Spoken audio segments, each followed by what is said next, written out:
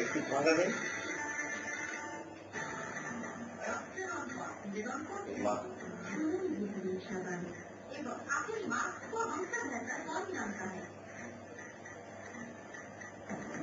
শরীর নেই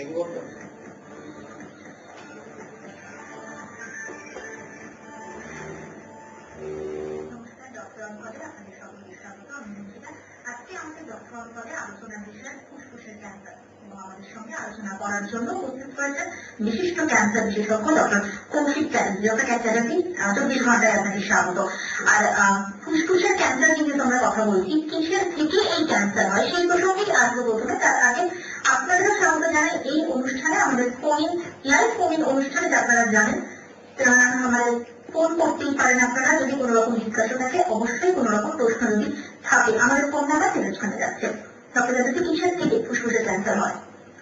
ফুসফুসের ক্যান্সার প্রধান কারণ হচ্ছে smoking. Smoking as a reason for lung cancer will comply around 90%. এবার স্মোকিং তো একটা অংশ, তার মধ্যে তার সাথে যদি অ্যাড হয় এনভায়রনমেন্টাল পলিউশন, লাইক আমাদের ডে গাড়ি থেকে বেরিয়ে আসে যে পলিউশন, ইন্ডাস্ট্রিয়াল পলিউশন, সেগুলোর মধ্যে সেটা স্মোকিং এর সাথে অ্যাড হয়। এবং এছাড়া যদি রেডিয়েশন এক্সপোজার হয়, রেডিয়েশন মানে যে রেডিও অ্যাক্টিভ মেটেরিয়াল কোথাও থাকে সেটা থেকে রেডিয়েশন এক্সপোজার, কিছু কিছু চিকিৎসার ক্ষেত্রে রেডিয়েশন এক্সপোজার হয়। যেমন অনেক সময় অ্যাঙ্কাইলোজিস স্পন্ডিলাইটিসের জন্য পেশেন্টকে রেডিয়েশন দিয়ে চিকিৎসা করা হয়, বাচ্চা বেলায় লিম্ফোমার জন্য চেস্টে রেডিয়েশন দেওয়া হয়। এইসব ক্ষেত্রে তার ভবিষ্যতে লং ক্যান্সার ডেভেলপ করতে পারে না। স্মোকিং কে 90% রেখে বাকি 10% আলোচনা। এছাড়া যারা কোল মাইন্সে কাজ করে, যারা অ্যাসবেস্টাস নিয়ে এর আগে মানে অ্যাসবেস্টাস থেকে ক্যান্সার ডেভেলপ করতে যদি 30 বছর লাগে, বাট এর আগে অ্যাসবেস্টাস এত বেশি ইউজ হতো, এখনো আমাদের কাছে হয় না। It is a very important reason for developing lung cancer, but smoking is number one. কতটা দেখা যায় এখন, মানে কতটা দ্রুত ছড়াচ্ছে এই রোগ এখন আমাদের দেশে? লাং ক্যান্সার দ্রুত ছড়াচ্ছে থেকে বড় কথা, লাং ক্যান্সার আগে যেমন ভাবে ছিল এখন ডেফিনেটলি বেড়েছে। একটু বিরোধ করছি। শাকিল আহমেদ আমাদের সঙ্গে রয়েছে টেলিফোনে। নমস্কার। নমস্কার, শাকিল আহমেদ বলছি। আমি তো আমার শ্বাস নিতে খুব কষ্ট হয়। আচ্ছা, আমার শ্বাস নিতে খুব কষ্ট হয়, মানে আমাকে শ্বাস নিতে হয়, খুব জোরে জোরে শ্বাস নিতে হয়। হ্যাঁ, আমার কিছু কাজ করার পরে ধরটা আনলে একটু কষ্ট হয়। আর কয়েকদিন আগে যখন রাত্রে আমি শুয়ে যাচ্তাম না, রাত্রে শুয়ে দিয়ে খুব শ্বাস কষ্ট হতো। হ্যাঁ, কেন হয় এটা?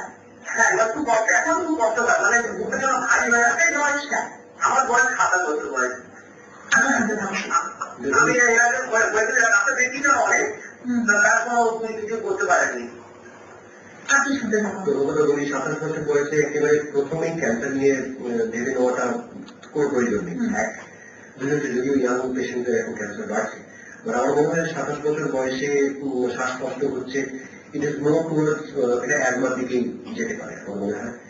সুতরাং একটা কোন যে ফিজিশিয়ানকে নিয়ে একটা এক্সরে করিয়ে দেখে নেওয়া, পালমোনারি ফাংশন টেস্ট আছে সেগুলো করে দেখে নেওয়া, তাতেও যদি কিছু রকম ডাউটফুল ইয়ে থাকে, কোনো প্রবলেম থাকে, একটা সিটি স্ক্যান করে দেখে নেওয়া। তবে আই ডোন্ট ফিল যে 27 বছর বয়সে লাং ক্যান্সার নিয়ে, যদি আমি জানি না কতটা স্মোক করেন, বাট হোয়াট এভার, যদিও স্মোকিং শুরু করে ফেলেন স্কুল লাইফের পরে, 16 বছর থেকে 27 বছর এর মধ্যে স্মোক করে ক্যান্সার হয়ে গেল, ইট ইজ ভেরি আনলাইকলি। আমার মনে হয় খুব বেশি ভয় পাওয়ার কারণ আছে, একজন প্রপার ফিজিশিয়ানকে দেখালে ভালো আউটকাম পাওয়া যায়।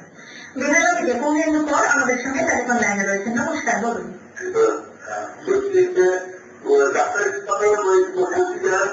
হ্যাঁ, আপনি বলুন, আমরা শুনতে পাচ্ছি। দয়া করে আপনার টিভির সাউন্ডটা মিউট করে দিন।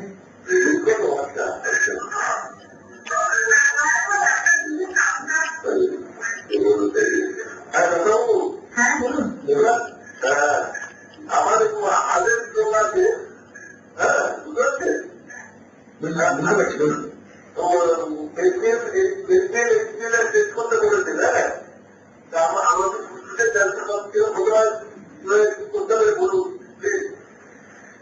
দেখুন, হার্টের রোগ আছে, তার সাথে লাং ক্যান্সারের সম্পর্ক আমি জানি না আপনি কতদিন ধরে স্মোক করেছেন, বাট যদি লং পিরিয়ডে স্মোকিং থেকে থাকে তাহলে অনেক সময় chronic obstructive pulmonary disease COPD হতে পারে, এবং সিওপিডি থেকে একটা হার্টের উপর প্রেশার এসে হার্ট ফেলিয়ার সিমটমস থাকতে পারে।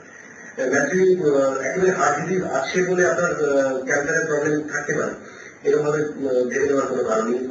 আমি বলছি কোনো ফিজিশিয়ানের কাছে গিয়ে একটা সাইনিং হওয়ার জন্য একটা সিটি স্ক্যান বা থোরাক্স করে নিলে কোথাও কিছু গন্ডগোল আছে কিনা বোঝা যাবে। Bear minimum investigation CT scan না দিয়েও একটা ওটাও করিয়ে নিতে পারে, কোনো থুতুর মধ্যে কোনো রকম ম্যালিগনেন্সির কাছে কিনা ওটা খুব ইজিলি টেস্ট করা যায়। যদিও আমি বলি খুব কম শতাংশ পেশেন্টে ডিরেক্টলি থুতুর মধ্যে ক্যান্সারের সেলস পাওয়া যায়। একটা সিটি স্ক্যান বা থোরাক্স করে আমার মনে শান্তি করে নেওয়া হবে। যদি কিছু গন্ডগোল তাকে পাওয়া যায় একটা সিটি স্ক্যানে ডেফিনেটলি ওই লোককে দরকার হবে। কথা বলছিলেন না, কতটা ছড়াচ্ছে বেশি অন্তত? হ্যাঁ, ছড়াচ্ছে কথাটা বলা থেকে এটা তো ক্যান্সার কোনো সংক্রামক রোগ না, ছড়াচ্ছে কথাটা বলা থেকে আমার বলা উচিত আজকালকার দিনে ডায়াগনস্টিক প্রসিজার এবং মানুষের মনে সচেতনতা বেশ বেড়েছে। ওই জন্য সামান্য কিছু প্রবলেম আগেকার মানুষরা চেপে রাখতো, এখন কিন্তু তারা চেপে রাখছে। ওই অল্প অবস্থায় ডাক্তার মধ্যে পৌঁছে যাচ্ছে, ডাক্তার বন্ধু আর কোনো ডাউটে রাখছে না, একটা চিকিৎসা ঘুরিয়ে দিচ্ছে। যদি কোনো গন্ডগোল পায় অলরেডি আমার কাছে ওই জন্য লাল ক্যান্সার পর্যন্ত খালি এরা কিছু আমাদের দাদুরা কেসে মারা গেছে। আমরা টুকটাক ইনভেস্টিগেশন রিপোর্টে জানি না কি হয়েছে। আমাদের বয়স্ক কাকারা জ্যাঠারা তাদের বাবারা তারা যাদের বুড়ো বয়সে উনি মারা গেছেন, অনেকদিন ধরে কেসেছেন, উনি দিন সেই ব্যাপারগুলো এখন উঠে আসছে যে কেউ পেশেন্ট না দিনে কেসে মারা যাচ্ছে এরকম খুব রেয়ার এখন। ওই জন্য মরার মধ্যে আমি না যদি পরিসংখ্যান দেখা যায় আমি ইন্ডিয়ান ডেটা থেকেও আমি কিছু আমেরিকান ডেটা যদি বলি আউট অফ এখন এই মুহূর্তে around 1 million cancer cases of lung cancer per year এরকম লেভেলের লাং ক্যান্সার কেসেস দেখা যায়, because there are around 200 million smokers in the world. ইন্ডিয়াতেও অবস্থা আমার মনে হয় দিক থেকেও খারাপ। বাঁকুড়া থেকে আমাদের সঙ্গে টেলিফোন লাইনে রয়েছে। নমস্কার। দয়া করে টিভি সাউন্ডটা যদি মিউট করে না করে সকলকে বলছি আপনারা যখন ফোন করবেন দয়া করে টিভি সাউন্ডটা মিউট করে নিন।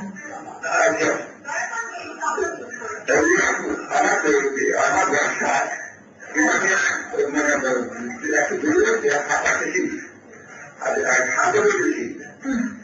বেশি ঘাম দুর্বল লাগে। এটা কি ধরনের কি হতে পারে? এটাকে একটা শর্টনেস অফ ব্রেথ বলবো, এটাকে কি লাং ক্যান্সার, হ্যাঁ লাং ক্যান্সার পেশেন্টকে দিয়ে প্রেজেন্ট করতে পারে, কিন্তু অ্যাডিটেড শর্টনেস অফ ব্রেথ নিয়ে প্রেজেন্ট করেছে। এটা আমার মনে হয় একটা ফিজিশিয়ানের প্রবলেম। এতে এই যে ওরা মেবি ছোটখাটো হার্ট ফেলিয়ার থাকতে পারে, এটা একটা কথা। ক্রনিক স্মোকিং এর ফল যেটা সিওপিডি এবং অ্যাজমা, এই দুটোর প্রেজেন্টেশন তো একই রকম হবে। পেশেন্টের বেসিক্যালি কাজ করতে অসুবিধা হবে, কিছুক্ষণ হাঁটলে তার ব্রিদিং ভালো দেখা যাবে। এটাকে শর্টনেস অফ ব্রেথ বলে। এবং যদি এমআইএইচি ক্লাসিফিকেশনে মানে হার্টের ক্লাসিফিকেশন দেখা যায়, তাহলে দেখা যাবে গ্রেড 1 গ্রেড 2 সিমটমস এগুলো। আমার মনে হয় একজন ফিজিশিয়ানকে দেখিয়ে নেওয়া, কার্ডিওলজিক্যাল স্টেটাসটা আগে দেখে নেওয়া, অবভিয়াসলি একটা টেস্ট করা, তাতে যদি কিছু গন্ডগোল থাকে ওয়ান থেকে আমি বলেছি একটা সিটি স্ক্যান করে দেখে নেওয়া কিছু প্রবলেম আছে কিনা। সিমটমস আর ট্রিটমেন্ট এই বিষয় নিয়ে আলোচনা করতে হবে আমাদের। তবে এত সুন্দর বিরতি যাওয়ার সকাল হয়ে গেছে, বিরতির পর ফিরে আসছি আমরা এই সংক্রান্ত আলোচনা নিয়ে। সঙ্গে থাকুন 24 ঘন্টা।